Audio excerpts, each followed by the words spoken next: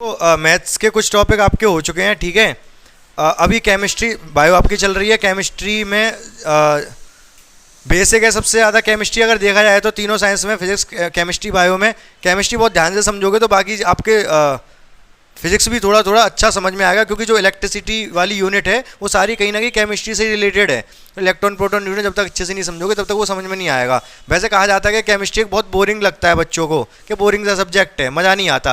लेकिन केमिस्ट्री से ज़्यादा इंटरेस्टिंग कोई सब्जेक्ट नहीं है अगर देखा जाए तो। क्यों? क्योंकि आपको अंदर की बात केमिस्ट्री में पता चल रही है कि अंदर एक्चुअली हो क्या रहा है किसी चीज़ के अंदर। मार्कर है किस चीज़ से मिलकर बना है? प्लास्टिक से? हाँ, तो रुई से? किससे मिलके बना है मार्कर ये? हाँ, किससे? अणुओं से। बिल्कुल सही बात है। और अणु किससे मिलके बना है? परमाणु से। और परमाणु किससे मिलके बना है? Electron, proton, neutron. मतलब अंदर तक जा रहे हैं हम कि किस चीज, कौन सी चीज किस चीज से मिलकर बनी हुई है। समझ पा रहे हो मेरी बात को? तो चैप्टर का नाम सबसे, जो तीसरा चैप्टर है वैसे 9th क्लास का, ये परमाणु अणु। 2 चैप्टर और हैं, उनसे ज़्यादा कम आता है, ज़्यादा नहीं आता है, तो उनको तो हम थोड़ा बाद में देखेंगे। पहले हम ये जो अणु परमाणु सबसे ज़्यादा इंपॉर्टेंट चैप्टर है, इसको समझेंगे ध्यान से, ठीक है। तो सबसे पहले जानना जरूर क्या, देखो केमिस्ट्री में सबसे पहले हम शुरू करेंगे, एक तो ये बेसिक समझ ले, स्ट्रक्चर समझ ले कि अणु परमाणु होते क्या है, ठीक है। उसके बाद हमें फॉर्मूले बनाने आने चाहिए। जैसे 10th क्लास की केमिस्ट्री पूरी जब पढ़ोगे, जब तक आपको फॉर्मूले बनाने नहीं आते होंगे, पूरा रिएक्शन का खेल है आधा, तो वहाँ पर रिएक्शन जब तक समझ में नहीं आएगी जब तक कि आपको फॉर्मूले नहीं पता होंगे कंपाउंड के। कंपाउंड मतलब यौगिकों के, ठीक है। जैसे अगर आपको सेंटेंस जब तक समझ में नहीं आएगा जब तक कि आपको वर्ड ना पता हो, कोई वर्ड ना पता हो, वर्ड का मीनिंग ही ना पता हो, तो आप सेंटेंस कैसे बना लोगे? और वर्ड के लिए ABCD चाहिए, ठीक है। तो जो फॉर्मूले होते हैं वो हो गए आपके वर्ड, ABCD हो गई अंदर की बात, इलेक्ट्रॉन, प्रोटॉन, न्यूट्रॉन, जो भी हम बात कर रहे हैं। तो सबसे पहले हम समझेंगे कि स्टार्टिंग के 20 तत्व हैं, 20 एलिमेंट्स हैं, 20, उनके बारे में हम समझेंगे होते क्या हैं वो, ठीक है। तो कौन कौन से स्टार्टिंग के 20 हैं? सबसे पहला हाइड्रोजन हो गया, helium, lithium, beryllium, boron, carbon,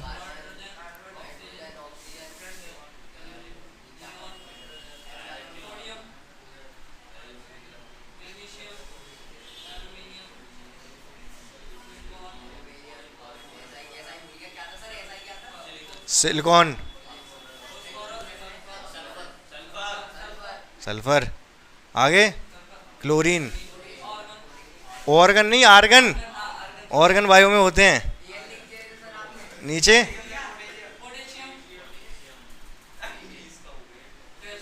इतने आपको पता होने चाहिए। अगर इतने सब स्टार्टिंग के 20 अगर आपको ये तत्व पता है तो उनके परमाणु क्रमांक और परमाणु भार पता होने चाहिए। जल्दी जल्दी देख लेंगे, सब आपको आता होगा जहां तक मुझे उम्मीद है। परमाणु क्रमांक, तो परमाणु क्रमांक तो सीक्वेंस में ही है, 1 2 3 4 5 6 7 8 9 10। बताएं आपको इनके परमाणु क्रमांक 11 12 13 14 15 16 17 18 19 20। मिल गई सामने? आगे से लेके आए हो तो इतनी जल्दी ले आए, भाग के लाए हो क्या? कोई बात नहीं।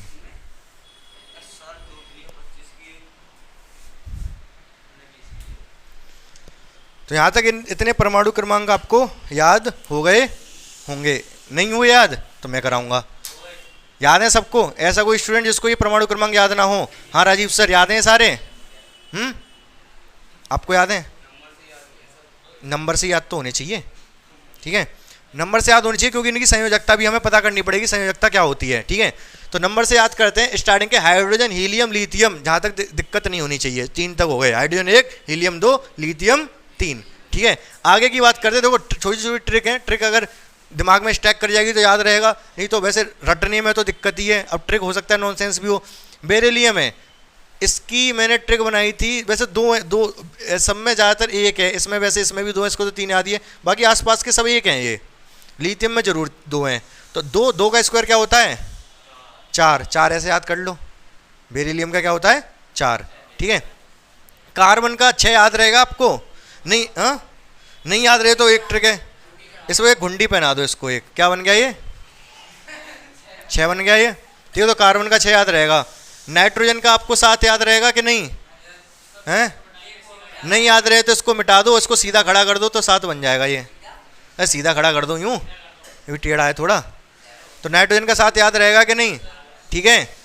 तो ऑक्सीजन का फॉर्मूला O2 होता है, पता है ये बात आपको? तो ऑक्सीजन का जो अणु होता है वो O2 होता है। तो 2 ऑक्सीजन है, 1 ऑक्सीजन 2 ऑक्सीजन, क्या बन गया ये? 8 बन गया, याद रहेगा। हाँ, फ्लोरीन का F है ये इसको एक घुंडी बना दो यूँ करके और फिर ये मिरर इमेज बना दो तो 9 हो जाएगा। ये F था ना, ये इसको एक घुंडी पहना दी और फिर उसको ऐसे उल्टा कर दिया, पलट दिया तो 9 बन जाएगा। अरे रुक तो जाओ, समझ गए? कितने याद हो गए? यहाँ तक याद हो गए। बोरोन का कैसे याद रहेगा भाई आपको? 5 ऐसे लिखा जाता है बोरोन। कितने लेटर आ रहे हैं इसमें? 5। तो इसका परमाणु क्रमांक हो गया 5। याद रहेगा कि नहीं? जल्दी जल्दी देखते जाओ, मेरी मुंह की तरफ मत देखो। फ्लोरीन होगा नियोन का जैसे याद रहेगा, इनर्ट गैस है ये। इनर्ट गैस मतलब अक्रिय गैस है। नियोन क्या है? अक्रिय गैस। क्यों अक्रिय गैस है बाद में बात करेंगे। सोडियम का 11 याद रहेगा आपको? ये तो यार रहना चाहिए यार, इंपॉर्टेंट है। राजीव सर क्यों परेशान हो रहे हो? अच्छा, सोडियम का 11 नहीं याद रहे तो मेरे पास तरीका है। ए को हटाओ, ए से कि ये क्या है? पहला ही लेटर है, हटा दो इसको। बीच में डंडा क्यों है? अच्छा नहीं लग रहा, हटा दो इसको। क्या बन गया? 11। तो सोडियम का क्या होता है?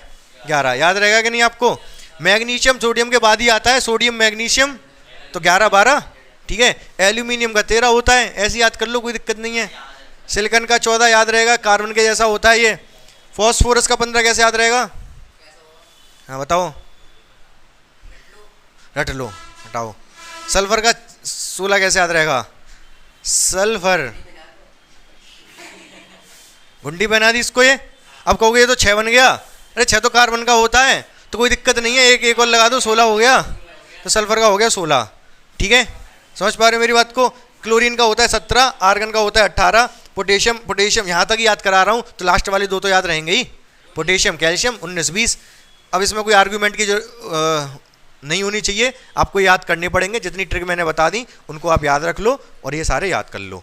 आ रही बात समझ के नहीं? मैं आपको 1 मिनट का टाइम दे रहा हूँ, इसमें नज़र मार लो आप। तो इतने बच्चों ये परमाणु क्रमांक आपको याद हो गए होंगे। अब इसके बाद आपको परमाणु भार भी याद करने पड़ेंगे इनके। परमाणु भार, परमाणु भार का मतलब समझ रहे हो आप? क्या? तो परमाणु भार जल्दी जल्दी देखते हैं। देखो इसका फॉर्मूला है E1 × 2। E1 समझते हो? E1 का मतलब सम में करनी है 2 की गुणा, और ऑड × 2 + 1, सम में करनी है 2 की गुणा और विषम में 2 की गुणा करे 1 जोड़ देना है। ठीक है, लेकिन कुछ अपवाद हैं। कौन कौन से? एक तो ये अपवाद है, एक ये है। अपवाद समझते हो? ये फॉर्मूला काम नहीं करेगा इनमें, ये दोनों अपवाद हैं। बाकी सबके परमाणु क्रमांक तो अभी 2 मिनट में आपको याद हो जाएंगे।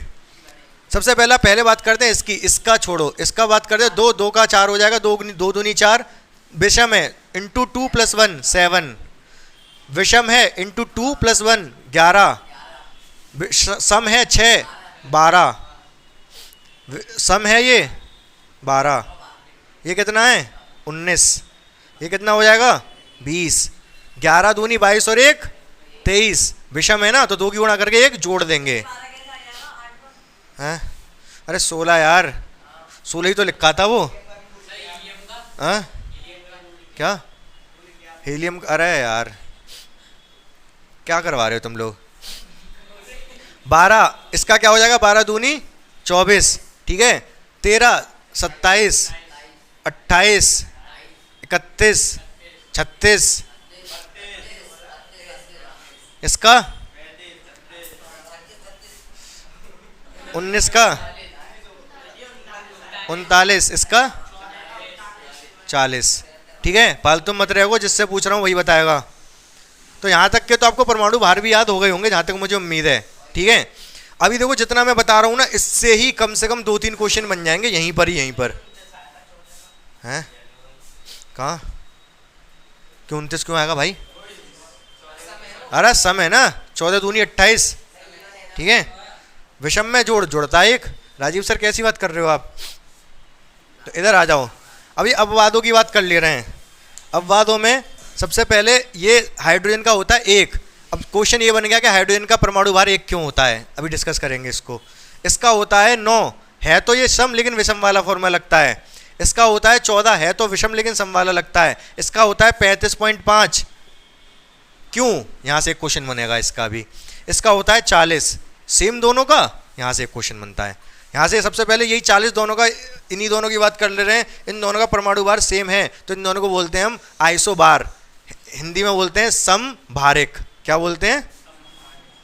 समभारिक। ठीक है, इनके समान भार हैं दोनों के, आर्गन के और कैल्शियम के, याद रहेगी ये बात आपको। दो चीजें, समभारिक, समस्थानिक। समस्थानिक किसे कहते हैं? जिनके परमाणु क्रमांक सेम हो, जिनके परमाणु क्रमांक सेम हो उनको समस्थानिक कहते हैं। कौन है यहाँ समस्थानिक? समस्थानिक कौन है यहाँ? हाँ नहीं, समभारिक है ये तो। मैं समस्थानिक, दो चीज होती है, समस्थानिक, समस्थानिक, ये तो समभारिक हो गए। समस्थानिक वर्ड जो आ रहा, अरे कितना हॉर्न बजाएगा। समस्थानिक, सम स्थान, स्थान एक जैसे हों, जो दो तत्व एक ही स्थान पर रखे गए हों। तो हमारी आवर्त सारणी है, आवर्त सारणी जो 5वां चैप्टर है, उसमें बहुत सारे तत्व ऐसे हैं जिनको एक ही जगह रखा गया तो उनका नाम भी एक ही है। जैसे फॉर एग्जांपल कार्बन, कार्बन का परमाणु भार 12 होता है जनरली, लेकिन हमेशा नहीं। तो कार्बन के 3 समस्थानिक होते हैं, कौन से? 6 कार्बन 12, 6 कार्बन 13, 6 कार्बन 14। ठीक है, ये 3 इसके समस्थानिक हैं, मतलब 3 अलग अलग तत्व हैं बेसिकली ये, लेकिन सबको हम कार्बन ही बोलेंगे क्योंकि जो हमारी जो आवर्त सारणी है ना, जो हमने परमाणु जो तत्व होते हैं जिनको हमने अरेंज किया, हमने ये माना है कि अगर परमाणु क्रमांक एक सा है तो उसका नाम एक ही होगा। इनके नाम सबके कार्बन है, लेकिन इनके सबके परमाणु भार अलग अलग हैं। ठीक है, तो इनको समस्थानिक बोलेंगे। नाम इनके तो ये आर्गन भार सेम है, तो ये इनके भार 12, 13, 14। कार्बन हाइड्रोजन की होते हैं, हाइड्रोजन के 3 होते हैं जो कि इंपॉर्टेंट भी हैं, अभी बताऊंगा मैं उनको। थोड़ी थोड़ी बात समझ में आ रही है मेरी? थोड़ी थोड़ी आ रही है, पूरी पूरी आ रही है? पूरी पूरी आ रही है ना। अब देखो यहाँ से जितने भी क्वेश्चन बनेंगे जल्दी जल्दी एक एक क्वेश्चन समझते जाना, और अगर कुछ किसी में भी डाउट हो तो पूछ लेना, क्योंकि मुझे तो जल्दी जल्दी कराना पड़ेगा, टाइम इतना नहीं है, क्योंकि मैं पूरा डीप में जाके समझाऊंगा आपको। समझ पा रहे मेरी बात को? लेकिन अगर आपको कोई डाउट है बीच में तो तुरंत सचिन कुमार पूछ लेना कि ये वाली चीज़ कैसे हो गई। ठीक है, तो सबसे पहले हम बात करते हैं कैसे। इसको कार्बन को ले लो, 6 कार्बन 12, इसका परमाणु क्रमांक 6 है, परमाणु भार 12 है। क्या है ये 6 और 12? ये 6 और 12 क्या है? तो इसके लिए हमें पढ़ना, थोड़ा सा स्टडी करना पड़ेगा, किसको? परमाणु के स्ट्रक्चर को। ठीक है, किसको? परमाणु के स्ट्रक्चर को। तो परमाणु का स्ट्रक्चर जो समझेंगे तो आप इतना तो आपको देखो पता होना चाहिए। मैंने तीसरा चैप्टर जरूर शुरू कर दिया, लेकिन पहले पहला दूसरा कायदे में तो यही होता है। तो ये मैंने ये मान के चल रहा हूँ कि आपको पहले से पता है कि थोड़ा बहुत परमाणु कैसा होता है, क्या होता है, क्या नहीं होता है। परमाणु तो आपको पता है कि कोई भी दुनिया में कोई भी चीज़ है परमाणु से मिलकर बनी है, और परमाणु सबसे छोटा कण है, परमाणु से मिलकर अणु बनता है, इतना तो पता होगा। अब जो परमाणु होता है, परमाणु के अंदर की क्या कहानी है, अभी हम चल रहे हैं 3rd चैप्टर को पढ़ रहे हैं, जो कि सबसे इंपॉर्टेंट है। किसका? 9th क्लास का। 4th जो चैप्टर है 9th क्लास का, उसमें परमाणु के स्ट्रक्चर के बारे में बताया गया है, परमाणु की संरचना के बारे में बताया गया है। तो परमाणु की संरचना के बारे में आपको पता होगा। एक किसने परमाणु की जो न्यूक्लियस है, न्यूक्लियस मतलब नाभिक, खोज किसने की? नाभिक की खोज किसने की? परमाणु का स्ट्रक्चर किसने बताया कि एक्चुअल में परमाणु होता कैसा है? साइंटिस्ट का नाम पूछ रहा हूँ। रदरफोर्ड। आपसे अगर कोई पूछता है, जैसे अगर कोई पूछे इलेक्ट्रॉन की खोज किसने की, वो कुछ नहीं पता, पढ़ाऊंगा सारा कुछ, फिलहाल इतना इधर देखो। तो ये परमाणु के अंदर छोटा सा होता है नाभिक। क्या होता है? नाभिक। उसके चारों तरफ इलेक्ट्रॉन लगा रहे होते हैं चक्कर।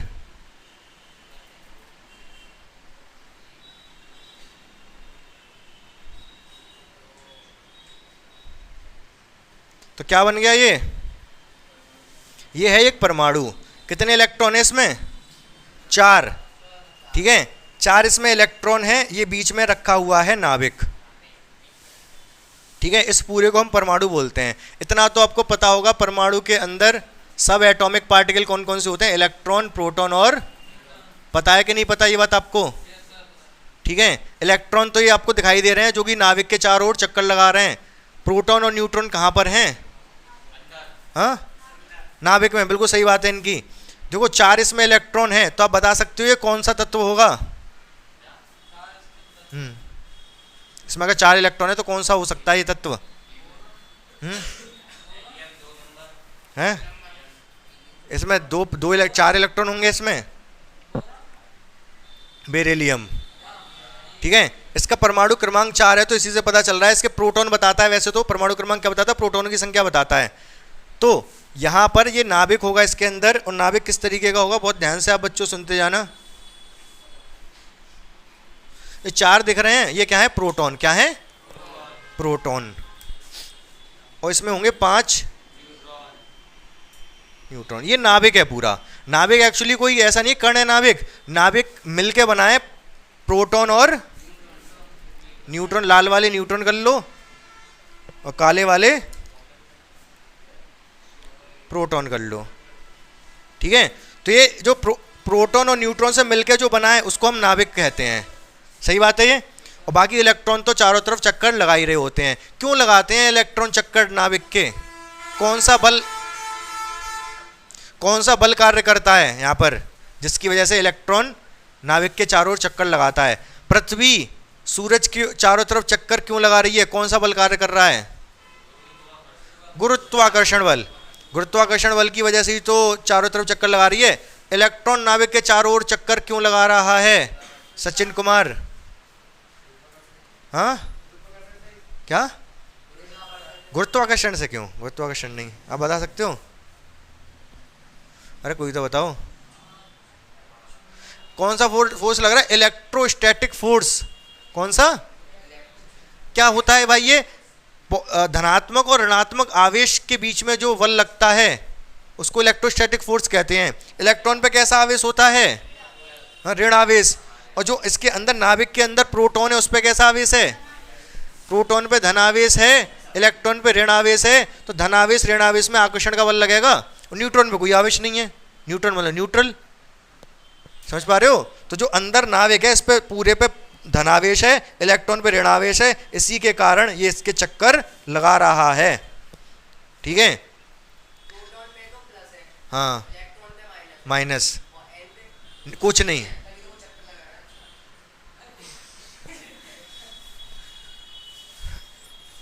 अगर इनमें आकर्षण का बल है तो ये चक्कर क्यों लगा रहे हैं? क्या रीजन हो सकता है चक्कर लगाने का? गुरुत्वाकर्षण में मैंने समझाया था, दोबारा जब गुरुत्वाकर्षण पढ़ेंगे तब हम उसको समझेंगे कि आकर्षण के बल के कारण कोई चीज़ दूसरी चीज़ के चक्कर कैसे लगा पाती है, ठीक है। बाद में समझेंगे इस चीज़ को। थोड़ा थोड़ा स्ट्रक्चर समझ में आया आपको परमाणु का? नाभिक, इलेक्ट्रॉन, प्रोटॉन, न्यूट्रॉन, क्लियर है बिल्कुल, ठीक है। हाँ,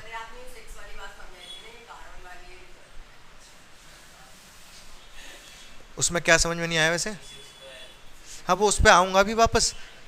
अभी मैं धीमे धीमे करके मैं वैसे तो फर्स्ट सेकंड तो मैंने छोड़ दिया, उसमें छोटे छोटे कण मतलब कण वगैरह के बारे में बताता, वो ज़्यादा उसमें कोई फ़ायदा था नहीं, टाइम वेस्ट था।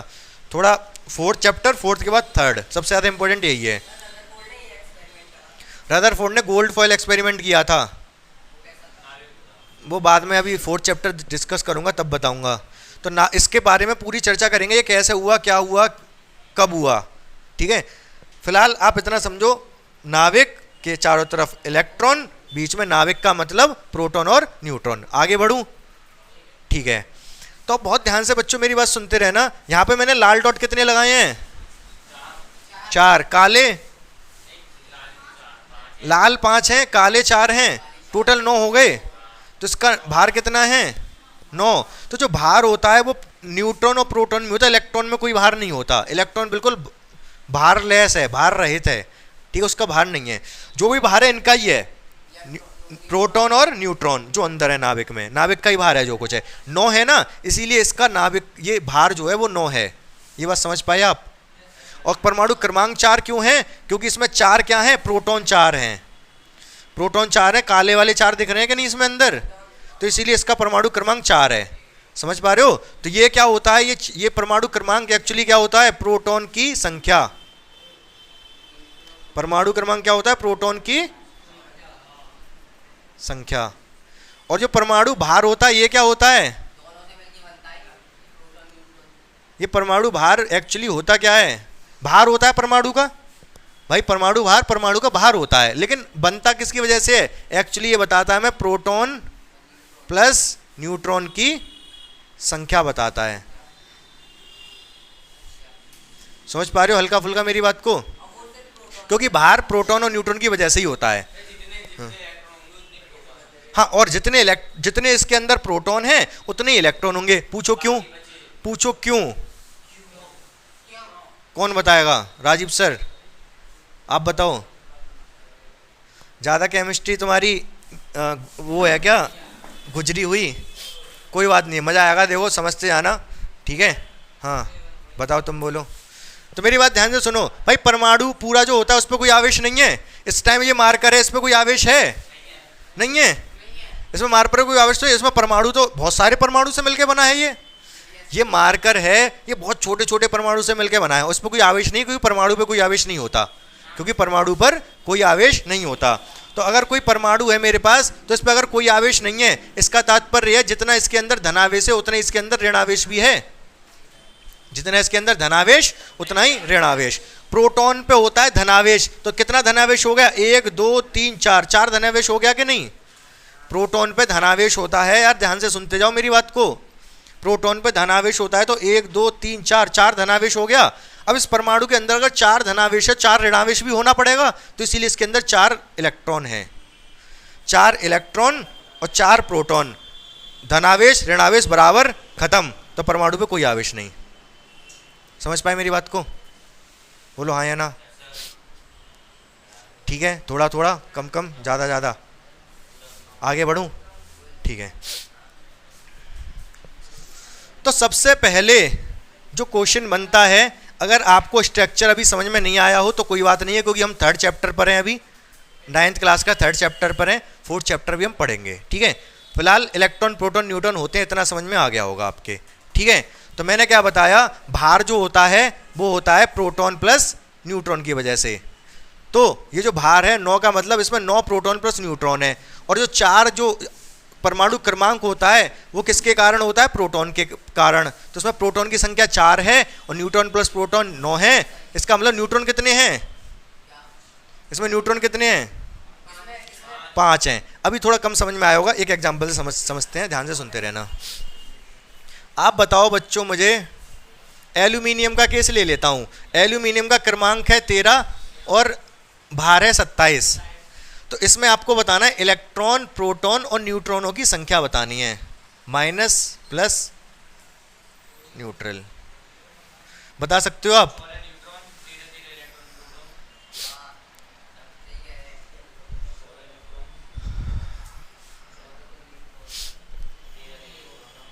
कैसे निकालेंगे भाई?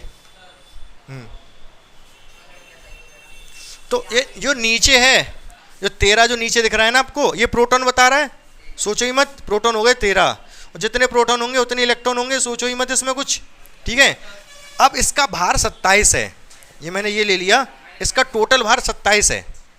इसको तोलेंगे तो 27 आएगा, जिसमें से 13 तो भार किसकी वजह से है? प्रोटॉन की वजह से। इलेक्ट्रॉन का कोई भार होता नहीं है। 13 भार किसकी वजह से है? प्रोटॉन की वजह से। और टोटल 27 करना है, इसका मतलब न्यूट्रॉन कितने होंगे? 14।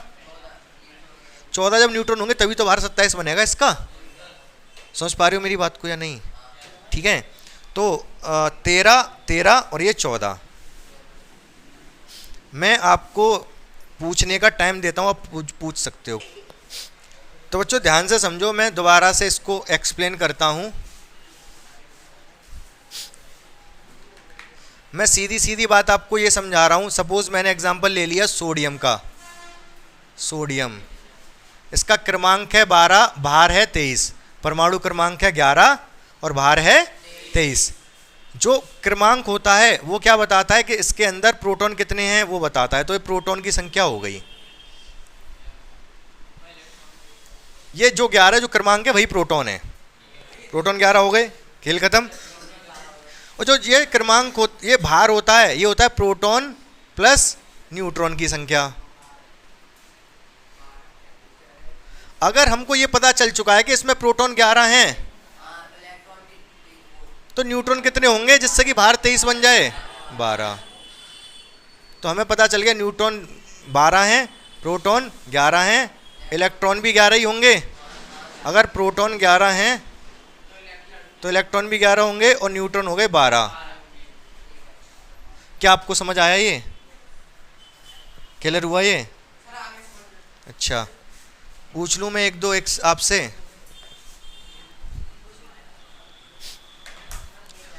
मैं ले लेता हूँ लिथियम।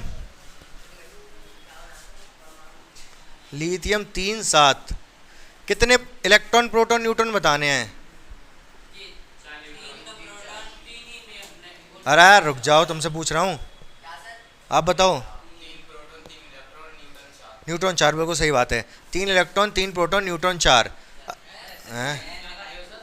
अगर जैसे मैं दिखाना चाहूँ आपको, 1 2 3, क्या है ये? 3 प्रोटॉन, बिल्कुल सही बताया इन्होंने। 1 2 3 4, ये 4 क्या हैं? और ये मिला के पूरा बन गया नाभिक। ये सब, ये और बहुत डेंस पार्ट यही होता है, इसी में बाहर होता है पूरा। और 3 इलेक्ट्रॉन होंगे फिर, जो कि चक्कर लगा रहे होंगे चारों तरफ। 2 ये रहे, एक इधर ले लो, तो ये क्या बन गया? नाभिक, पूरा परमाणु बन गया किसका? लिथियम का। ठीक है, जिसमें कि बीच में ये नाभिक है। नाभिक का मतलब 4 प्रोटॉन 4 न्यूट्रॉन लाल वाले, 4 काले वाले प्रोटॉन, इलेक्ट्रॉन 3 जो चक्कर लगा रहे हैं बाहर। ठीक है, अगर मैं आपसे पूछूं कि नाभिक में कौन सब एटॉमिक पार्टिकल को हिंदी में बोलेंगे?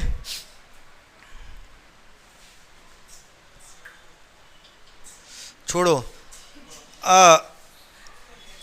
हिंदी में समझा देता हूँ। इंग्लिश में ऐसे वर्ड होता है सब एटॉमिक पार्टिकल, मतलब एटम के अंदर जो पार्टिकल प्रेजेंट होते हैं। तो मुझे ये बताओ, नाभिक के अंदर कौन कौन से कण उपस्थित होते हैं? अरे आपसे पूछ रहा हूँ राजीव सर, बता क्या तुमसे पूछ रहा हूँ। नाभिक के अंदर कौन कौन से कण उपस्थित होते हैं? Neutron, electron proton neutron. गलत हो जाएगा यहीं पर सवाल। इलेक्ट्रॉन नाभिक में नहीं होता, नाभिक में नहीं होता भाई। नाभिक, ये नाभिक तो ये है बीच वाला केवल, ये नाभिक है, इसमें इलेक्ट्रॉन नहीं है। इसमें तो न्यूट्रॉन और, इसको और डिस्कस करेंगे चौथे चैप्टर में, टेंशन वाली बात नहीं है। नाभिक के अंदर होता है न्यूट्रॉन और प्रोटॉन। अगर मैं पूछूं परमाणु के अंदर कौन कौन से कण होते हैं उपस्थित? Electron proton neutron. तब बोलोगे तीनों, क्यों? क्योंकि परमाणु के अंदर तीनों, ये पूरा परमाणु है, इसके अंदर इलेक्ट्रॉन भी है, प्रोटॉन भी है और न्यूट्रॉन भी है। तो परमाणु के अंदर तीनों होते हैं और नाभिक के अंदर केवल प्रोटॉन और न्यूट्रॉन होते हैं। ये बात भी क्लियर हो गई आपको? ठीक है,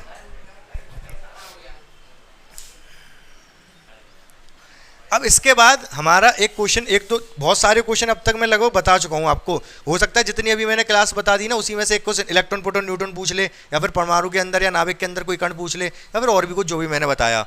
एक क्वेश्चन, ये 3 कार्बन के समस्थानिक हैं, 1 2 3, सब कार्बन के ही रूप हैं। ठीक है, तीनों के तीनों। अब इसमें से ये वाला जो दिख रहा है ना, ये जो परमाणु का कार्बन का समस्थानिक है, ये रेडियो एक्टिव होता है। ये कैसा कण है? रेडियो, क्या होता है रेडियो एक्टिव? एक्टिव कैसे लिखेंगे यार? हाँ, अब ये रेडियो एक्टिव पता नहीं मैंने सही लिखा कि नहीं, हिंदी में देख लेना। हाँ, इंग्लिश में ऐसा लिखेंगे, रेडियो एक्टिव। ठीक है, तो ये रेडियो एक्टिव होता है। रेडियो एक्टिव कोई एलिमेंट, तत्व रेडियो एक्टिव कब होता है? उसका तत्व, कोई तत्व रेडियो एक्टिव कब होता है? रीजन क्या होता है रेडियो एक्टिव होने का? अच्छा, एक ये टॉपिक है रेडियो एक्टिव, इसको भी डिस्कस करेंगे। बहुत सारे रेडियो एक्टिव तत्व होते हैं जो बहुत सारे उपचार में काम आते हैं। ठीक है, जैसे यूरेनियम का रेडियो एक्टिव होता है, वो तो बहुत विस्फोटक होता है, परमाणु बम बनाने में होता है। ठीक है, एक आपके कोबाल्ट का, कोबाल्ट 60 होता है, जो कैंसर के उपचार में काम आता है। तो इसी तरीके से डिस्कस करेंगे बाद में। फिलहाल ये समझते हैं जो रेडियो एक्टिव तत्व होते हैं उनके बनने का कारण क्या होता है। जैसे कि एक रेडियो एक्टिव है, इसमें आप मुझे ये बता सकते हो इलेक्ट्रॉन प्रोटॉन न्यूट्रॉन कितने हैं? 6 C 14 में इलेक्ट्रॉन प्रोटॉन न्यूट्रॉन। जल्दी जल्दी बता दो, इलेक्ट्रॉन प्रोटॉन न्यूट्रॉन। हम्म, 6 6 8 सही बात है ये। ठीक है, 6 6 8, 8 8 और 6 14, तभी इसका ये 14 है। भार 14 बनेगा। भार किसकी वजह से बनता है? इन दोनों की वजह से। नाभिक, नाभिक का ही भार होता है, इलेक्ट्रॉन कोई भार नहीं होता। तो 14 इसका भार है। जब भी प्रोटॉन और न्यूट्रॉन अनवैलेंस होते हैं, प्रोटॉन और न्यूट्रॉन अनवैलेंस, अनवैलेंस मतलब अंतर ज़्यादा हो जाए, जैसे 2 का अंतर आ गया यहाँ पर, तो वो तत्व कैसा बन जाता है? रेडियो एक्टिव बन जाता है। और रेडियो एक्टिव तत्व क्या करता है? उससे किरणें निकलती हैं, अल्फा बीटा गामा किरणें निकलती रहती हैं लगातार। हाँ, 2 का अंतर आ गया ना, तो कोई दिक्कत नहीं है। एक का तो बहुत से में था, सब में एक का ही अंतर था। यहाँ पे अब तक जितने भी हमने एग्जाम्पल लिए थे मैंने, यहाँ पर वैसे इक्वल वाले तो लिए ही नहीं, जिसमें भी अंतर लिए थे एक वाले अंतर लिए थे, उसमें कोई दिक्कत नहीं। यहाँ पर 2 का अंतर आ गया तो ये तत्व रेडियो एक्टिव बन जाएगा। तो आपको याद क्या रखना है? एक तो रीजन, तो कम चांस है कि रीजन पूछे कि रेडियो एक्टिव तत्व क्यों बनता है, रीजन क्या होता है उसका। अगर पूछ भी ले तो अनवैलेंस हो जाए, प्रोटॉन न्यूट्रॉन अनवैलेंस हो जाए। लेकिन ये पूछ सकता है कि कार्बन का कौन सा वाला रेडियो एक्टिव होता है, तो आपको ध्यान रखना पड़ेगा ये 6C14 वाला रेडियो एक्टिव होता है। याद रहेगी ये बात आपको? ठीक है। हाँ हाँ, ये वाला रेडियो एक्टिव, इनमें कोई दिक्कत नहीं है। अच्छा, अगर मैं आपसे ये पूछूं, जैसे ऑक्सीजन में पूछूं इलेक्ट्रॉन प्रोटॉन न्यूट्रॉन, इनमें तो सब बराबर होते हैं। क्या आप मुझे बताओगे ऑक्सीजन में इलेक्ट्रॉन प्रोटॉन न्यूट्रॉन कितने होते हैं जल्दी से? 8 8 8 8 8 8। ये 8 का मतलब इलेक्ट्रॉन 8 प्रोटॉन 8। 16 16 भार 16 है, मतलब इन दोनों का ये मिला के 16 होना चाहिए, तो ये भी 8 हो गया। यहाँ तक दिक्कत नहीं होगी जहाँ तक मुझे लग रहा है। कौन सा? ऑक्सीजन। ऑब्वियसली बात है, बराबर है इसमें तो, दोनों बैलेंस्ड हैं। ठीक है। क्या क्या रेडियो एक्टिव भी बोलते हैं, लिखा था मैंने हिंदी में भी। हाँ, 3 ही क्यों होते हैं? अब ये तो ऐसे हो गया कि मतलब इंसान में औरत और आदमी क्यों होते हैं, अब ये मत कहते हैं तीसरे भी होते हैं, चलो तीसरे भी ले लो, तो 3 ही क्यों होते हैं? चौथा कोई क्यों नहीं होता? ठीक है ना, तो वो तो नेचर में मिलते हैं भाई, 3 ही होते हैं। ठीक है। अब तुम ये भी पूछ सकते हो, फिर क्वेश्चन तो ये पूछ सकते हो, कार्बन के ही 3 समस्थानिक क्यों हैं? ये 3 क्यों हैं? एल्यूमिनियम के क्यों नहीं है? ये भी पूछ सकते हो। ठीक है, तो वही तो चीज़ है कि वो तो नेचर में मिलना है उसका, जैसे मिलता है वैसे ही मिलता है। ठीक है, यहाँ तक बात क्लियर है आपको? इतना क्वेश्चन समझ में आ गया। इसके बाद एक क्वेश्चन बनता है कि हाइड्रोजन का परमाणु भार 1 क्यों होता है? क्यों होता है 1? हाइड्रोजन का परमाणु भार 1 ही क्यों होता है? इलेक्ट्रॉन प्रोटॉन न्यूट्रॉन बता दो कुल मिला के, मुझे ये बता दो इसमें कितने हैं।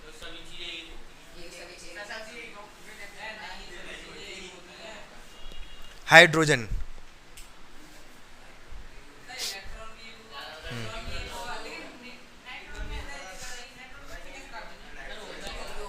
होता ही नहीं है। ठीक है, भार 1 है ना इसका। भार 1 होने का मतलब है इसमें न्यूट्रॉन नहीं होता, भार 1 केवल प्रोटॉन की वजह से होता है। तो जो हाइड्रोजन का जो वो होता है नाभिक, उसमें केवल केवल 1 प्रोटॉन होता है। क्या ये प्रोटॉन है? ठीक है, और इसके चारों तरफ 1 इलेक्ट्रॉन चक्कर लगा रहा होता है। डॉट नहीं है, ये प्रोटॉन है। 1 प्रोटॉन होता है हाइड्रोजन के नाभिक में केवल। ठीक है, और कुछ नहीं होता, बाकी 1 इलेक्ट्रॉन चारों तरफ चक्कर लगा रहा होता है। अगर हाइड्रोजन का किसी भी तरीके से इलेक्ट्रॉन निकाल दें तो क्या बचेगा? कुछ नहीं बचेगा। हाइड्रोजन के परमाणु में से, एटम में से ये इलेक्ट्रॉन निकाल दिया जाए तो क्या बचेगा? हाँ, प्रोटॉन, केवल प्रोटॉन। नाभिक में तो केवल प्रोटॉन ही है ना, नाभिक में तो केवल प्रोटॉन है, प्रोटॉन ही प्रोटॉन बचेगा। अगर इलेक्ट्रॉन चला गया तो कुछ नहीं रह गया, केवल प्रोटॉन रह गया। हाइड्रोजन का अगर इलेक्ट्रॉन चला गया तो, समझ पा रहे हो मेरी बात को? क्लियर है? कोई दिक्कत नहीं है यहाँ तक? ठीक है, एक तो ये क्वेश्चन हो गया, ये समझ भी आ गया होगा। तो इसका परमाणु भार 1 होने का रीजन है कि इसमें 1 प्रोटॉन होता है, न्यूट्रॉन नहीं होता। ठीक है, इसके अलावा एक क्वेश्चन यहाँ से बनता है कि क्लोरीन का जो परमाणु भार है, एटॉमिक मास है, वो 35.5 कैसे होता है? अभी थोड़ी देर पहले मैंने बताया, ये जो भार होता है ये प्रोटॉन प्लस न्यूट्रॉन की संख्या होती है। प्रोटॉन प्लस न्यूट्रॉन की संख्या तो होती है। अगर इसका 0.5 आ रहा है, इसका तात्पर्य तो ये हो गया या तो प्रोटॉन या तो न्यूट्रॉन आधा है, या तो प्रोटॉन या तो न्यूट्रॉन आधा है, तभी तो 0.5 आएगा। आधा होता है क्या? नहीं। फिर ये कहाँ से आया 35.5? ये 35.5 कहाँ से आया? अरे बताता हूँ, ध्यान से सुनना। 17 से पता चल रहा है कि प्रोटॉन तो 17 हैं, ठीक है, और 35.5 है, तो इस 35 में 35 में से 5 तो 18.5 आ रहा होगा। 18.5 न्यूट्रॉन होंगे फिर नहीं। ध्यान से समझना मेरी बात को। क्लोरीन सॉलिड है, लिक्विड है, गैस है, ठोस है, तरल है या गैस है? क्लोरीन गैस होती है। अरे क्लोरीन गैस होती है, ठीक है। तो क्लोरीन गैस होती है। अगर मैंने इसके अंदर आपको भर के दे दिया, क्या क्लोरीन गैस भर के दे दी, ठीक है, जब मैं इसके अंदर क्लोरीन गैस भर के दूंगा तो एक्चुअली होता क्या है, नेचर में जो क्लोरीन मिलती है जनरली उसमें क्या होता है, क्लोरीन के 2 समस्थानिक उपस्थित होते हैं। क्लोरीन के 2 समस्थानिक उपस्थित होते हैं। कौन से 2 समस्थानिक? बहुत ध्यान से सुनते जाओगे मेरी बात को। एक तो क्लोरीन 17, अच्छा 17 के अकॉर्डिंग इसका भार क्या होना चाहिए था? 35।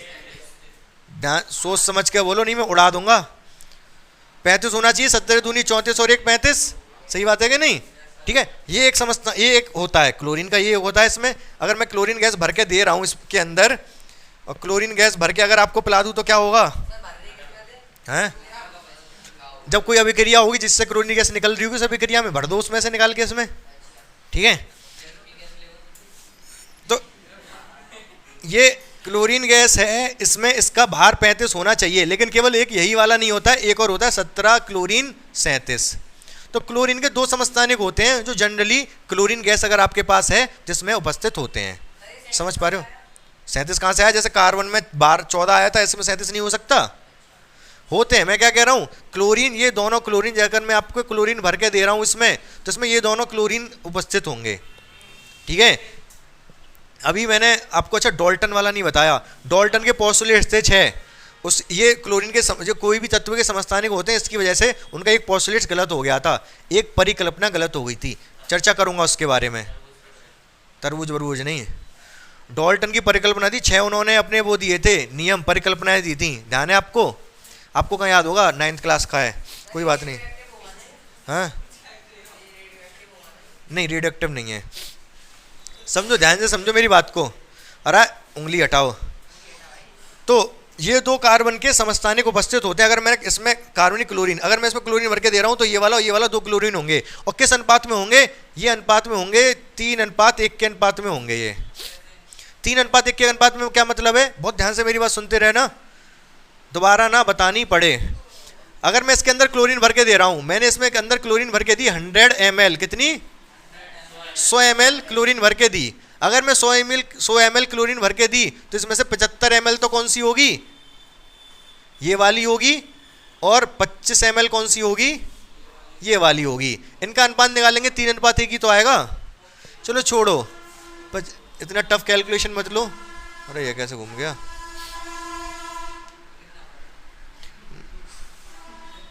अगर मैं इसके अंदर 4 ml भर के दे रहा हूँ, क्या 4 ml क्लोरीन भर के दे रहा हूँ, तो वो जो क्लोरीन है ना, उसमें केवल एक ही टाइप के परमाणु नहीं होंगे, 2 टाइप के परमाणु होंगे। क्लोरीन की गैस में 2 टाइप के परमाणु होंगे, जिसमें से कि 3 ml, 4 में से 3 ml तो ये वाले परमाणु होंगे, और 1 ml ये वाले होंगे। समझ पा रहे हो मेरी बात को? अगर मैंने 40 ml भर के दे दी, तो 30 ml तो ये वाले होंगे, और 10 ml ये वाले होंगे। क्या आप मेरी बात को समझ पा रहे हो? क्वेश्चन क्या आएगा? क्वेश्चन ये आएगा कि जो कोई क्लोरीन गैस होती है, तो उसमें क्लोरीन के जो समस्थानिक होते हैं C17, C35, 17, C37, ये किस अनुपात में होते हैं? तो आंसर हो गया 3:1। याद रहेगा ये?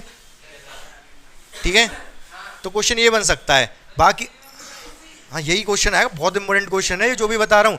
आप खुद सोच सकते हो, ये क्वेश्चन जो भी मैं बता रहा हूँ ना, मेरे मुंह से जो भी क्वेश्चन निकल रहे हैं, जब ये बहुत ज़्यादा इंपॉर्टेंट होंगे तभी तो मुझे याद है। ये मुँह जबानी ये क्वेश्चन याद थोड़े। हाँ क्या मैं ये कहना चाह रहा हूँ कि अगर ये 2 क्लोरीन है तो 3:1 के अनुपात में होते हैं। अगर आपके पास क्लोरीन गैस है तो उसमें क्लोरीन के जो 2 ये समस्थानिक होंगे वो 3:1 के अनुपात में होंगे। समझ पा रहे मेरी बात को? कोई दिक्कत परेशानी समस्या नहीं है?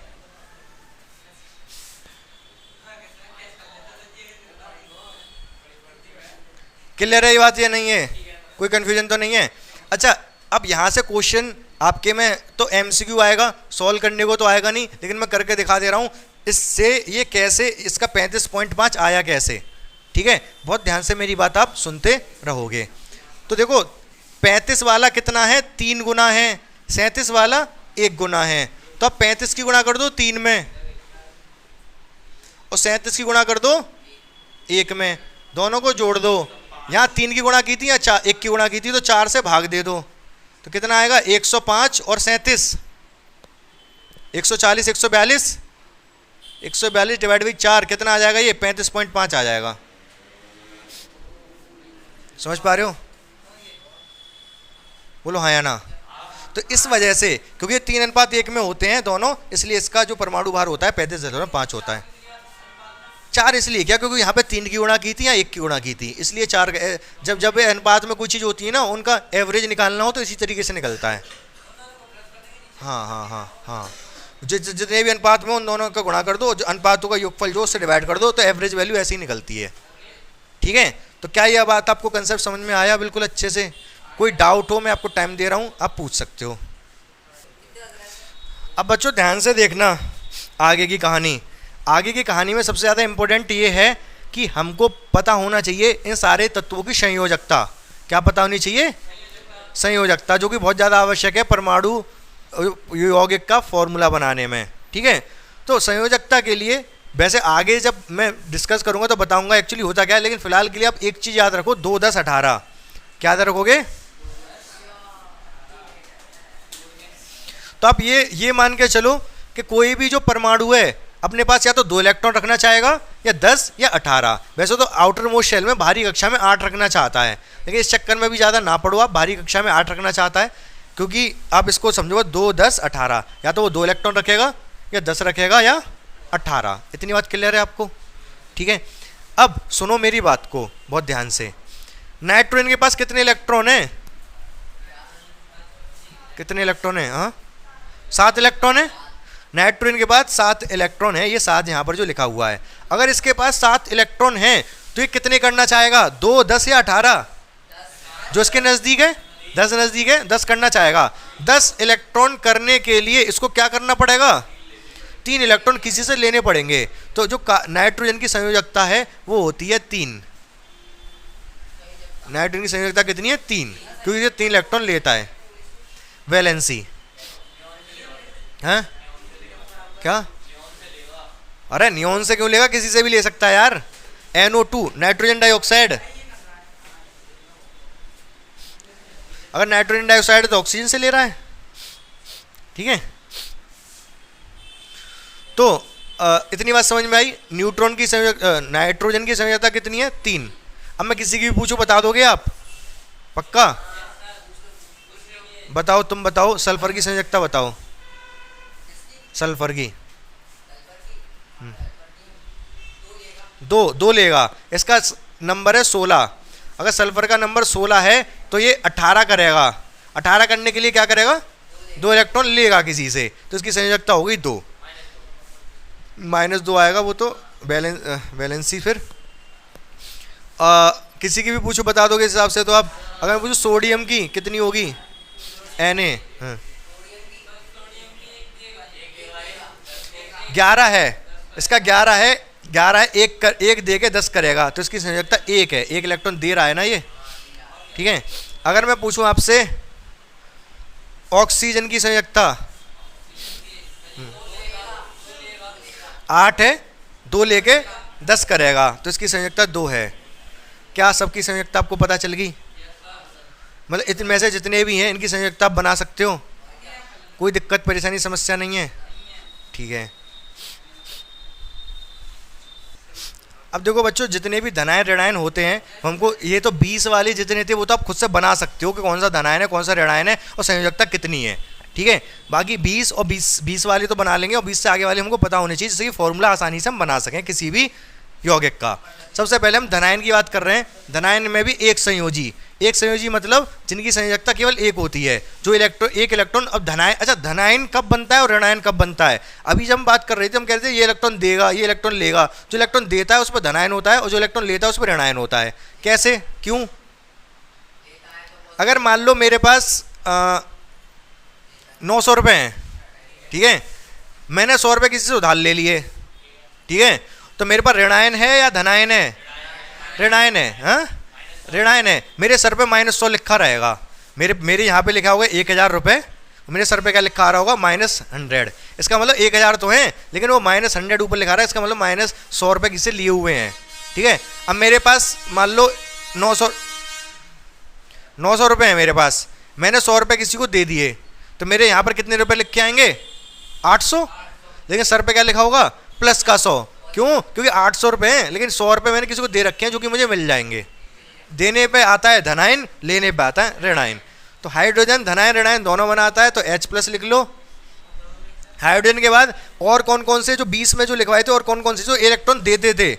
लिथियम, परमाणु क्रमांक कितना था इसका? 3। सही बात है बिल्कुल आपकी। तो मैंने बताया, बस एक चीज याद रखो, 2, 10, 18। तो क्या करेगा ये? इलेक्ट्रॉन लेगा या देगा? देगा। इलेक्ट्रॉन देगा कितना? 1। 1 दे के 2 कर लेगा।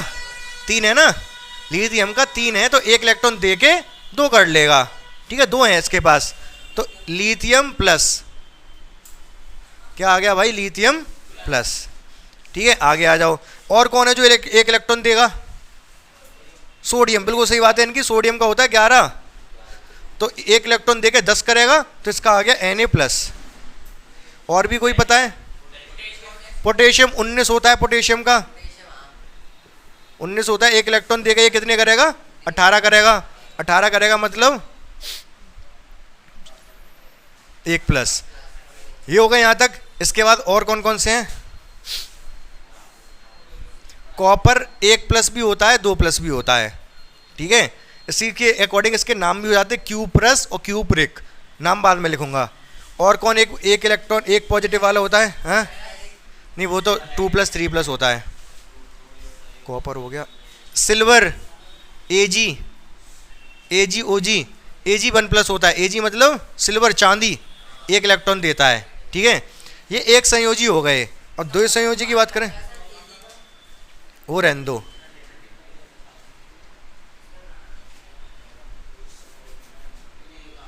द्विसंयोजी मतलब धनायन में 2 संयोजी 2 इलेक्ट्रॉन देते हैं। सबसे पहले कौन सा आ जाएगा? बेरिलियम 4 वाला, भाई 4 वाला है Be, 2 इलेक्ट्रॉन, इसका 4 होता है, 2 इलेक्ट्रॉन देके 2 करेगा, ठीक है। इसके बाद आ जाएगा आपका मैग्नीशियम, कितना होता है इसका नंबर? क्रमांक 12। हाँ, क्रमांक 12 होता है ना, 2 लेके क्या करेगा? 10 कर देगा। तो इसके कितने हो गए? Mg2+, इधर लिख दे रहा हूँ, ठीक है। इसके बाद कैल्शियम 2+, ये भी 2 इलेक्ट्रॉन देता है। कॉपर 2+, आयरन 2+, लेड 2+, हाँ, और भी होते हैं कोई 2 संयोजी वाले, और होगा तो कोई लिखवा दूंगा, जगह छोड़ देना। त्रिसंयोजी में आ जाओ पहले।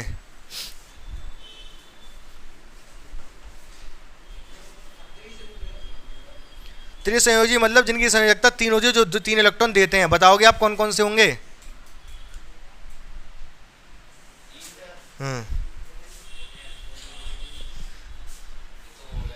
Hydrogen, helium, lithium, beryllium, boron, carbon. ध्यान से देखना इधर, 1, 2, 3, 4, 5, 6।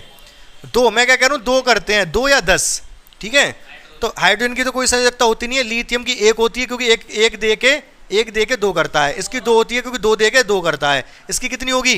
3 दे के 2 करेगा, 5 है ना। 3 जब देगा तभी तो 2 बचेंगे। तो यहाँ पर आ गया बोरॉन 3+। उसके बाद एल्यूमिनियम का 13 होता है ना। एल्यूमिनियम का कितना होता है? 13। तो 3 दे के 10 करेगा ये। और इसके बाद पोटेशियम तो ऋणायन में जाएगा, ऋणायन में 3 लेगा वो, 15 होता है ना उसका।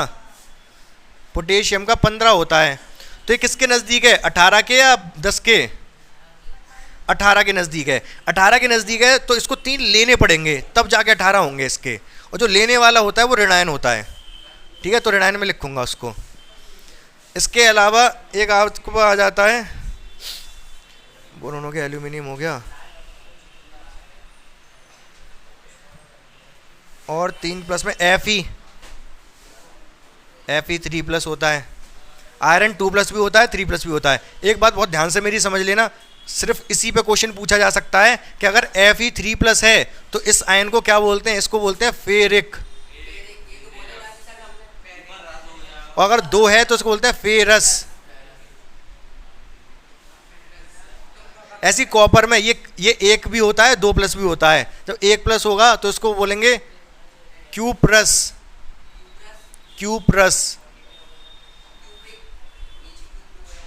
और इसको बोलेंगे क्यूप्रिक।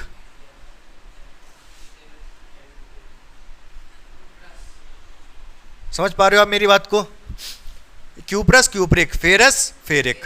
ठीक है, अभी जब फॉर्मूले बनाऊंगा तब समझ में आएगा कि क्या चक्कर है इनका फेरस फेरिक वगैरह का।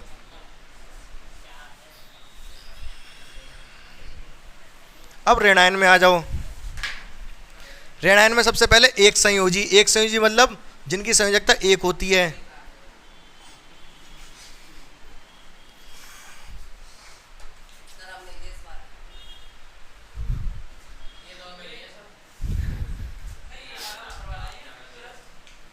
ऋणायन लिखा है एक संयोजी जिनकी संयोजकता 1 होती है। तो कौन कौन से जो 1 इलेक्ट्रॉन लेंगे, 1 लेकर ऋणायन बनाएंगे, वो कौन कौन से? जल्दी जल्दी बताते आओ मुझे फटाफट। हाँ, हाइड्रोजन भी कभी कभी लेता है, 1 लेकर 2 कर लेता है। हाइड्रोजन के बाद F, फ्लोरीन 1 लेके 10 करेगा, 9 होता है ना, तो 1 लेके 10 करेगा। ठीक है, इसके बाद क्लोरीन 17 होता है, 1 लेके 18 करता है ये। इसके बाद आपको याद रखना है NO3 नेगेटिव या फिर NO2 नेगेटिव। ठीक है, इसको क्या बोलते हैं? नाइट्रेट। नाम भी याद रखना है इसका, नाइट्रेट।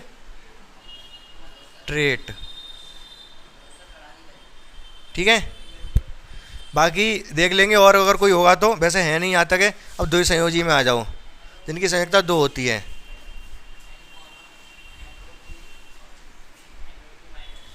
दो संयोजी बता दो कौन कौन से होते हैं जो 2 इलेक्ट्रॉन लेंगे। सबसे पहले कौन आ जाएगा? हाँ, ऑक्सीजन। ऑक्सीजन का 8 होता है, 8 होता है तो भाई ये 2 लेके 10 कर देगा, तो ऑक्सीजन होता है 2 नेगेटिव। ऑक्सीजन के बाद सल्फर 2 नेगेटिव। उसके बाद सल्फेट 2 नेगेटिव। Sulphite 2 negative. नाम याद रखना इनके, इसको बोलते हैं सल्फेट। क्या बोलते हैं इसको? सल्फेट। इसको बोलते हैं sulphite, sulphite. Carbonate CO3 2 negative, क्या बोलते हैं इसको? कार्बोनेट। याद रखने पड़ेंगे यार ये सब आपको, यार सब आपको पता होने चाहिए थे पहले से। ठीक है, इसके बाद त्रिसंयोजी।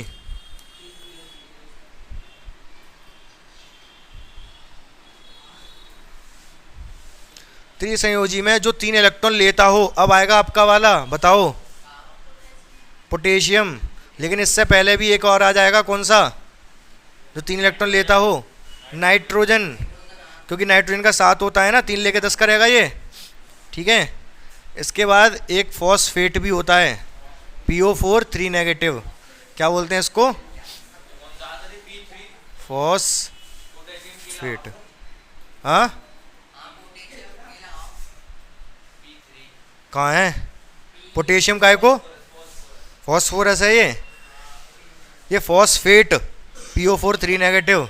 ठीक है, तो जितने भी आयन हो सकते थे वो सारे लिखवा दिए। अब इनका बहुत ज़्यादा यूज़ पड़ेगा किसमें? फॉर्मूले जब बनाओगे आप, फॉर्मूले नहीं बनाने आते होंगे तो बहुत बड़ी दिक्कत हो जाती है रिएक्शन में। ठीक है, जब वर्ड नहीं पता होगा तो सेंटेंस नहीं बनाया जा सकता बिना वर्ड के। तो पहले तो ये ABCD हो गई है, तो ABCD पहले याद कर लो आप, फिर वर्ड बनाना सीखेंगे। हाँ बच्चों देखो, मैंने कुछ यहाँ पर कंपाउंड यौगिकों के नाम लिखे हैं। आपको क्या करना है, इनके फॉर्मूले बनाने हैं, ठीक है। तो फॉर्मूले बनाने क्यों आवश्यक है, क्योंकि कहीं पर बीच में लिखा होगा तो आपको पता तो होना चाहिए एटलीस्ट कि जो कोई रिएक्शन दे दी और वो रिएक्शन क्या, दोनों चीज़ क्या बना के देंगे। जब तक वो फॉर्मूला नहीं पता होगा तब तक आप कैसे पता करेगा कि क्या बना के वो देगा, ठीक है। तो फॉर्मूले पता होना बहुत ज़रूरी है। सबसे पहले मैंने लिखा कैल्शियम और कार्बोनेट, कैल्शियम और कार्बोनेट। तो कैल्शियम हमें संयोजकता पता होनी चाहिए, प्लस माइनस से कोई दिक्कत नहीं है, आगे वाला प्लस होता है पीछे वाला माइनस होता है।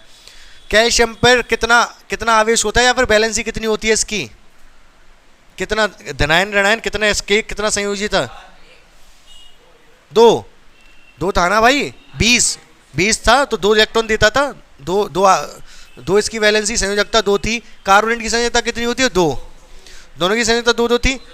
होगा क्या, ये कटते हैं, पहले अगर कट रहे हैं तो काट दो, ये एक बार कटेगा 2 से एक बार। अब इस वाले एक को इधर लाना होता है, वैसे तो एक ही है कि कोई फर्क नहीं पड़ेगा, इस वाले एक को इधर लाना होता है। तो कैल्शियम कार्बोनेट, कैल्शियम कार्बोनेट एक एक लग गया। यहाँ से बहुत ज़्यादा समझ नहीं आएगा, अगले समझ आएगा।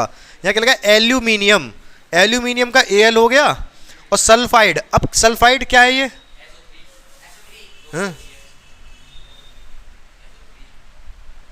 SO3 नहीं, SO4 भी नहीं। देखो मैं इधर लिख के बता दे रहा हूं, 3 चीजें, सल्फेट,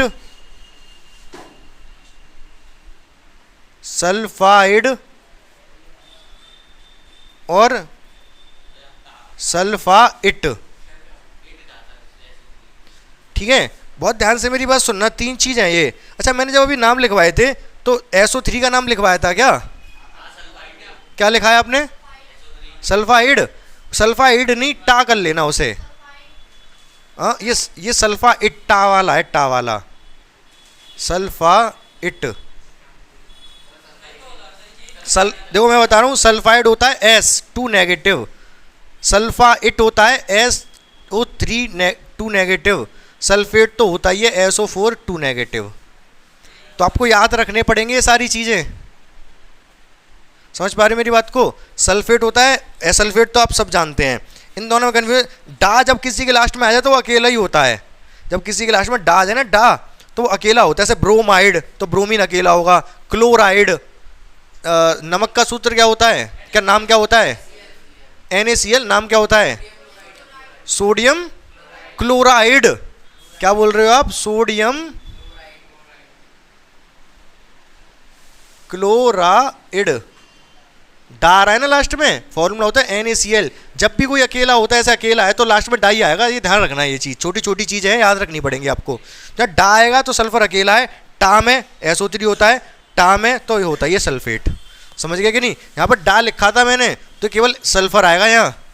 अब इसकी संयोजकता होती है 3, इसकी संयोजकता होती है 2, 3 जाएगा इधर और 2 जाएगा इधर। एल्यूमिनियम के नीचे Al2S3, ये है क्या, एल्यूमिनियम सल्फाइड। समझ पाए आप लोग, क्लियर है बिल्कुल 100%। Al है ये। आगे बढ़ूं फिर मैं, ये नोट कर लेना आप अपनी कहीं पे कॉपी पे। ये बहुत छोटी छोटी चीज़ें ऐसी हैं, केमिस्ट्री में यही चीज़ है, छोटी छोटी चीज़ नहीं ध्यान दोगे ना तो गलत हो जाएगा क्वेश्चन, और ये पता भी होनी चाहिए हमको।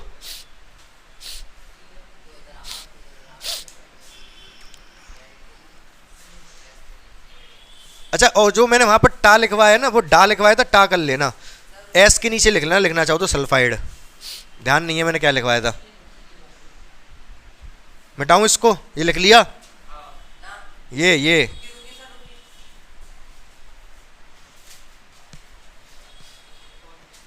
क्यों हंस रहे हो तुम, मजाक चल रहा है यहाँ पर।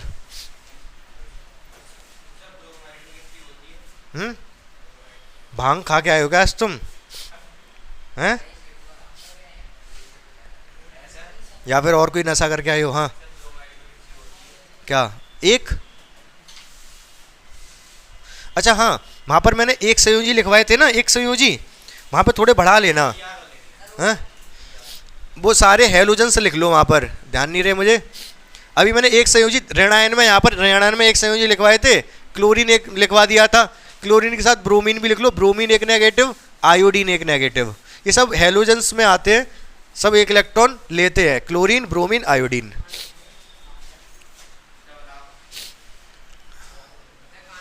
मिटा दूं इसको, ये भी मिटा दूं।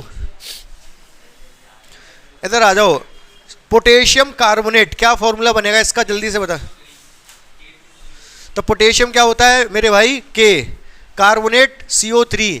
पोटेशियम की संयोजकता बताई मैंने 1, कार्बोनेट की संयोजकता मैंने में 2, 2 इधर जाएगा, 1 इधर जाएगा, के नीचे K2 और CO3, K2 CO3, ये बन गया भाई फॉर्मूला किसका, पोटेशियम कार्बोनेट का। नीचे आगे सिल्वर ब्रोमाइड, Ag सिल्वर होता है, ब्रोमाइड मतलब Br, तो ये मतलब दोनों का 1 1 होता है, तो सोचने की जरूरत ही नहीं है इसमें, वो ऐसे ही रहेगा, AgBr ही रहेगा। क्या फॉर्मूले बनाने सीख गए आप? कोई समस्या, परेशानी, दुविधा?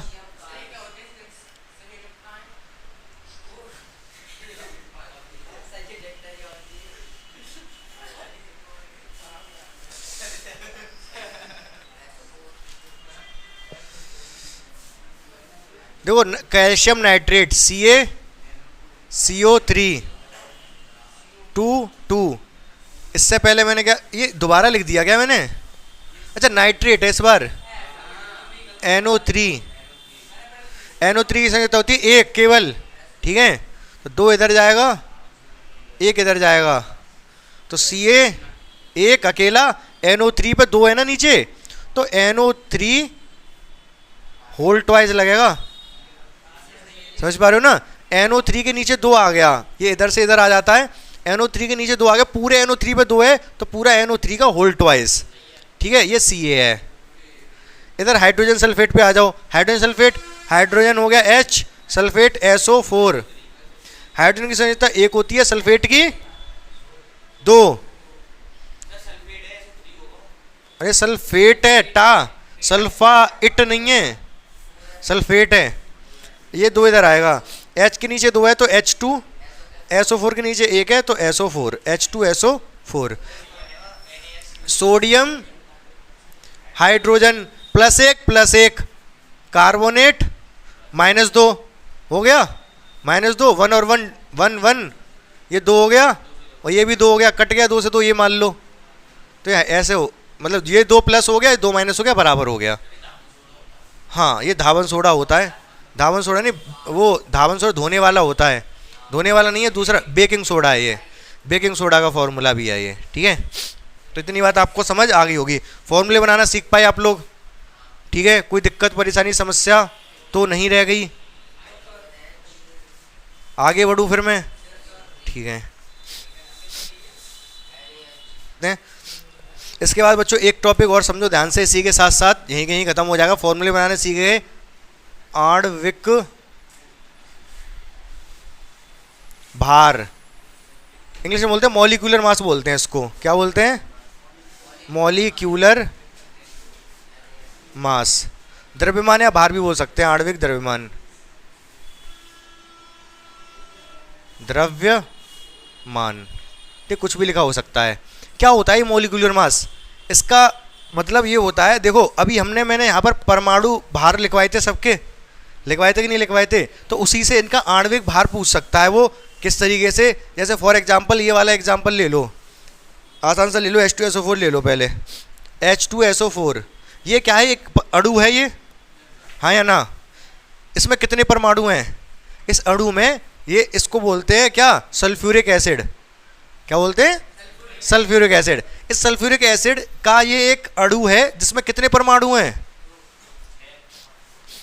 6, 4 ऑक्सीजन के, 1 सल्फर का, 2 हाइड्रोजन के, 4 और 1 5 और 2 7, 7 है, 7 कितने परमाणु हैं? हर एक परमाणु का भार आपको पता है, हर एक परमाणु का भार पता है, लिखवाए थे ना मैंने भी, तो आप इस पूरे अणु का द्रव्यमान पता कर सकते हो, भार पता कर सकते हो, ठीक है। कैसे?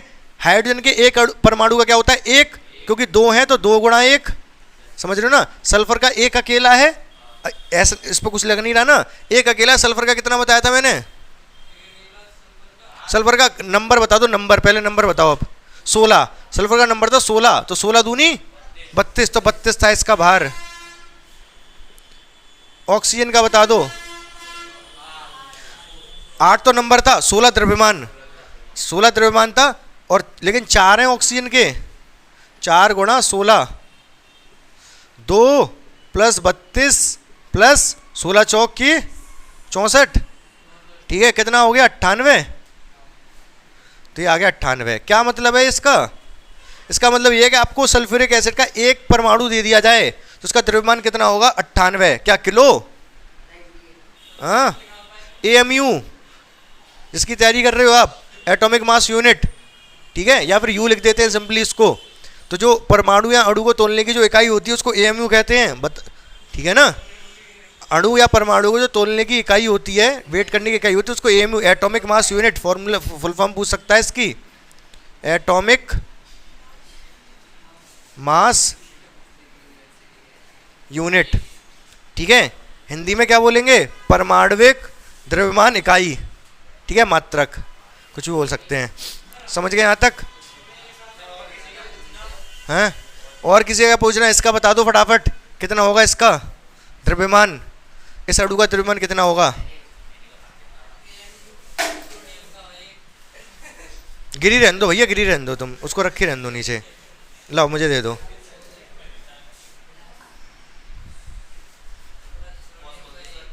अच्छा, तो बच्चों ध्यान से देखो कैसे निकलेगा। सोडियम का कितना है? 23, 11 था इसका नंबर, 11 दूनी 22 और 1 23, 11 विषम होता है ना, तो इंटू 2 करके एक का एक जोड़ दोगे 23। इसका तो एक बहुत चर्चा हुई थी कि एक क्यों होता है, सवाल ही बनेगा कि आयोडीन का परमाणु भार एक क्यों होता है, तो एक हमने ध्यान है इसका। कार्बन का 6, 6 दूनी 12, ऑक्सीजन का 18, 18 लेकिन 3 है, सॉरी 16 लेकिन 3 है, 16 थी 48। समझ पा रहे मेरी बात को या नहीं? 84 आ जाएगा जोड़ के। क्या तुम्हें समझ में आ गया? ये क्या समझ में नहीं आया बताओ? आ गया पक्का? 12 कार्बन का 12 होता है, ऑक्सीजन का 16 होता है, लेकिन ऑक्सीजन के नीचे 3 लग रहा है, तो 3 ऑक्सीजन है यहाँ पर, तो 16 थी 48, तो इसलिए 48 लिखा है। अरे 12 कार्बन का बता तो दिया यार अभी, कार्बन का 12, 16 कहाँ से? 16 कहाँ है? 16 ऑक्सीजन का 16 होता है ना, 8 दूनी 16, हाँ 16 थी 48, 48 लिख दिया। समझ पाए कि नहीं समझ पाए? तो ये अणु का द्रव्यमान निकाल लोगे आप, जरूरत पड़ेगी अभी कल जब मैं मोल कंसेप्ट समझाऊंगा तो, जो कि आपके सिलेबस से हट गया था, लेकिन सवाल बहुत ज़्यादा इंपॉर्टेंट होता है, न्यूमेरिकल बनता है, और जब MCQ पेपर होगा तो मोस्ट प्रोबेबली न्यूमेरिकल तो देंगे ही देंगे, वो न्यूमेरिकल देंगे तो मोल कंसेप्ट पे एक न्यूमेरिकल बनेगा ही बनेगा, ठीक है। और इंपॉर्टेंट भी होता है। क्यों इंपॉर्टेंट होता है मोल कंसेप्ट? कल जब जैसे मैं मान लो यहाँ पे पानी दे दूँ, ये कितना पानी होगा इसमें अभी? हैं 4-5 ग्राम होगा, हैं 4-5 ग्राम होगा। मैं इसमें ये बता सकता हूँ इसमें कितने अणु हैं, इस इतने से पानी में कितने अणु होंगे ये बता सकता हूँ मैं। किससे? मोल कंसेप्ट से। तो जब मैं मोल कंसेप्ट सिखाऊंगा तब आपको कल पता चलेगा इतने से पानी में कितने अणु उपस्थित हैं। अणु समझ रहे हो? पानी का अणु कैसा होता है, क्या फॉर्मूला होता है? पानी का अणु में क्या फॉर्मूला होता है? H2O। H2O मतलब दो, जैसे पानी है आपके पास, तो पानी में क्या होगा? पानी में बहुत छोटे छोटे कण से मिलकर बना होगा। भाई कोई भी चीज़ छोटे छोटे कण से मिलकर बनी होती है, और छोटा कण होगा हमारे केस में अणु, ठीक है। और अणु के अंदर भी परमाणु होते हैं। तो ऐसे कोई छोटा सा कण ले लो, तो एक्चुअली ये छोटा सा कण परमाणु होगा, एक ऑक्सीजन होगा, साइड से 2 हाइड्रोजन के अणु चिपक रहे होंगे, परमाणु, दो हाइड्रोजन के परमाणु, एक ऑक्सीजन का परमाणु। तो फॉर्मूला क्या बन जाएगा? H2O। ये छोटा सा कण है ना, ये क्या है? अणु है, और अणु में भी क्या है? 3 परमाणु हैं। तो हम ये पता करेंगे इतने पानी में अगर ये 8 ग्राम या 9 ग्राम पानी है तो इसमें कितने परमाणु या अणु उपस्थित हैं। क्या? ml? ग्राम में कहानी चलेगी यहाँ पर, जब हम फॉर्मूला लगाएंगे ml में भी कह सकते हो, उससे चेंज कर सकते हो। वो समझ पा रहे हो मोल कंसेप्ट का इंपॉर्टेंस, जो कि हम कल समझेंगे। आज तो मैं समझाने बैठूंगा तो इतना टाइम नहीं है। एक छोटा सा टॉपिक और कर सकते हैं आज हम। यहाँ तक का क्लियर है ना ये? ठीक है। सबसे पहले मिलेगा सोडियम क्लोराइड, ठीक है। तो सोडियम क्लोराइड NaCl, फॉर्मूला पता है आपको? अब इसका आणविक द्रव्यमान भी पता कर सकते हो बहुत आसानी से, कोई मुश्किल काम नहीं है। ये क्या है 23। क्लोरीन का कितना होता है 35.5। भाई 23 ही तो होता है इसका भार। भारी तो पूछ रहा हूँ, आणविक भार पूछ रहा हूँ मैं। और क्या कितना आ गया 58.5। आसान है। पोटेशियम कार्बोनेट, पहले तो फॉर्मूला देख लो क्या होता है। क्या होगा, इसकी संयोजकता कितनी होती है 1, इसकी 2। 1 इधर जाएगा, 2 इधर आएगा, क्या फॉर्मूला बनेगा K2CO3। K2CO3 फॉर्मूला बनेगा तो क्या आएगा इसका K2CO3। K2 है, एक पोटेशियम का होता है 39, तो 2 पोटेशियम का 78। लिखेंगे कैसे 2 गुणा 39, ठीक है। एक पोटेशियम का 39 होता है तो 2 का 78, 2 गुणा 39 लिखेंगे। एक कार्बन को होता है 12, तो 12 ही लिख दो। एक ऑक्सीजन का होता है 16, लेकिन 3 है तो 3 गुणा 16, तो कितना आएगा 78 प्लस 12 प्लस 48, ये कितना हो गया 90। 90 138। हाँ तो ये तो बता रहा हूँ, समझ में आया कि नहीं? अब क्लियर है कि नहीं 100%? कोई दिक्कत नहीं है राजीव सर? ठीक है।